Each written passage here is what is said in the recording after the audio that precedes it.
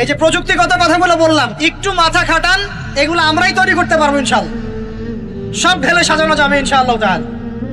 আল্লাহ পাক আমাদেরকে বোঝার তৌফিক দান করুন।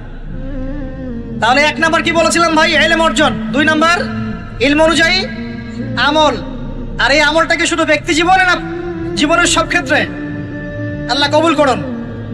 3 নাম্বার নিজের পরিবারের যত্ন নিন। নিজের ইলম অর্জন করেছেন, আমল করছেন, এখন অনেক বড় বড় কথা অনেকে বলবে, আগে পরিবার ঠিক করেন। আগে কি করবেন? ব্যাস, পরিবার বলতে আপনার স্ত্রী সন্তান। কারণ বাবা মাকে দাওয়াত দেওয়া যাবে, বাবা মাকে গালমন্দ করা যাবে না, বকাঝকা করা যাবে না। বাবা নামাজ পড়েন, আপনি কি মাইর দিতে পারবেন? মা নামাজ পড়েন, আপনি কি মাইর দিতে পারবেন? পারবেন না। তবে এই যুগে কিছু হতভাগা আছে, এরা বাপ মাকেও গায়ে হাত তোলে না।